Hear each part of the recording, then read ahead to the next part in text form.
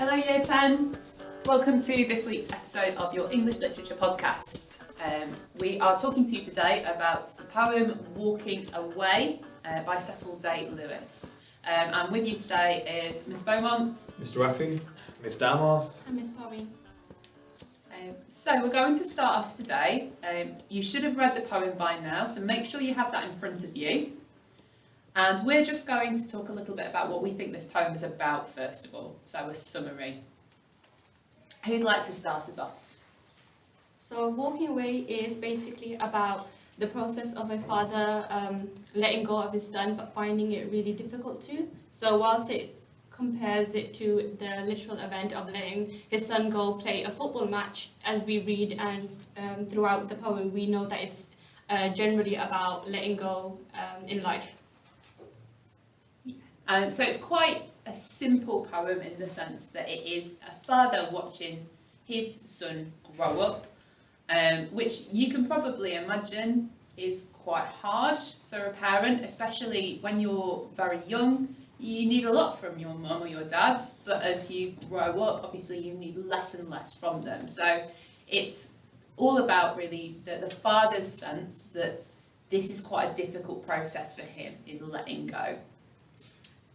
It's also about boundaries between the father and the son. So if we look at how difficult the father's finding it to give his son this space to grow himself and let go and let him walk away and sort of live his own life, it's a sort of, they have different experiences of this. So the son will probably be very excited to go to school and he'd want that bit of freedom, but the father's finding it very difficult to sort of let him go completely. And we're going to look at some of the language that's being used to show that.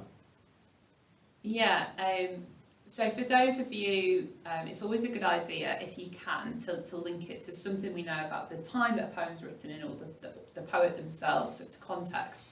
So you should probably know, before we go any further, that Cecil Day Lewis wrote this poem to his own son. So it's possibly a poem that's about his own life. It's an autobiography. So that's something that you might want to bear in mind and you might want to talk about in your answer to pick up some of those context marks. So, should we have a look at some of the language that's used in this poem then? What kinds of things might we want to pick up on in terms of techniques that are used? Well, we've got a semantic field of school as well as nature. So we've got things like game of football, touch lines, new rules, and also obviously going to the school. So we've got some words with the connotations of growing up and going to school. So we know that the main content, the main idea is that his son is growing up to an age where he won't need him as much to start to get his own independence because he's of a certain age and he needs to start letting go and stepping back a bit. And there are some clues in terms of that, especially if you look at the first stanza on the fifth line. We've got a word there, wrenched, and that's a verb, and that means that something's been taken away really viciously, almost, really violently. It's like if you snatch something from somebody. So that's quite telling about how the speaker feels about this experience, that his son has been taken away from him really violently. So that's something that we might think about, that word choice there. Are there any other interesting words in this poem that we might want to pick up on? The word drifting from that same line, so from being wrenched all of a sudden, almost like a shift in that emotion. He was just watching him play, and then all of a sudden he's just not there anymore. He's drifted away, and he's hiding in that huddle of boys when he was playing football, and now we almost feel like a sense of panic from the father. So like he's watching him, everything's okay, and then all of a sudden he's gone, and he's sort of trying to deal with how quickly it's all happened. Yeah, touching upon that sense of panic, I would definitely say that it's further continued in the second stanza, line 9, especially with the word wilderness. So the father maybe feels like the son may be in danger, or he's struggling with the fact that his son has to leave him, he has to go to school, he has to become his own man, and it's a bit wild to him. He might be feeling that he needs to be there in case anything happens. So he describes this experience as something that unpredictable, because in the wild you do not know what's going to happen. But we all know school is a place of security, growth, and you develop as a person. But even so, if you look a little bit further down the poem, on the first line of the third stanza, so what's that, line 11, the son, the little boy, is described as a hesitant figure. And that word hesitant, that adjective, means that he is sort of pausing. Yeah. So the son is not very confident. It's not like he's decided completely that he doesn't need his dad anymore. His dad can see that he's sort of taking one step forward but then pausing. So that tells us quite a lot about, just like the dad is quite mixed in his feelings, so is the son as well. Maybe that could link to the fact that in actual life, Cecil's mother died quite young, so it was only him and his father. He only grew up with his father around, so maybe that it works both ways. So the son's not so confident to go off and do his own thing and live his life. He's hesitant as well as his father is also sort of quite anxious about letting go as well at the same time. Definitely. So if we can, we want to also talk about structure, don't we, if we can. So we can, straight away, if we look at the poem, we can see that it's quite regular, isn't it? We've got 4 stanzas, and we've got 5 lines in each stanza.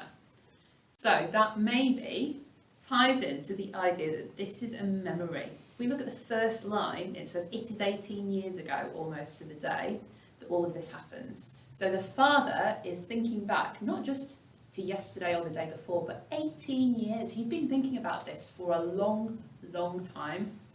So maybe the fact that this poem, every single stanza is the same, it almost suggests that every single day he's thinking about this event. It stayed with him all the way through.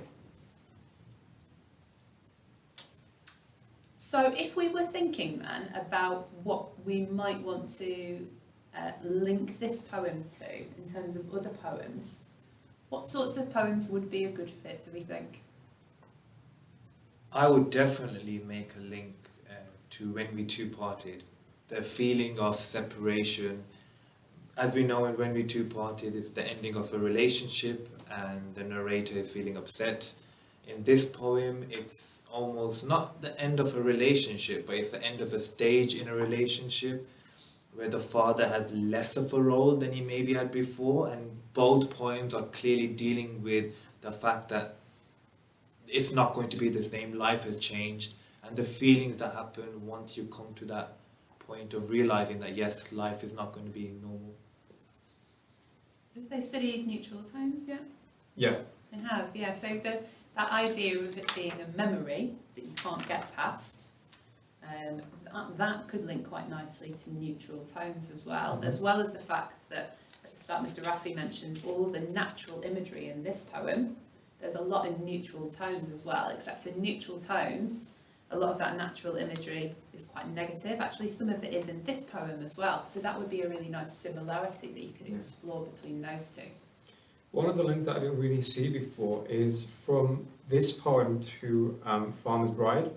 You can see in parts, especially in the second stanza, when we can see that his son is almost presented as like a small, vulnerable animal sort of thrown into the wilderness, very, very similarly described as the bride in Farmer's Bride, as someone who's vulnerable, someone who's sort of like in somewhere where there is a lot of danger or somewhere where she's not comfortable, in the same way that he, the son in this poem, is hesitant, so that could be a very good link to make as well.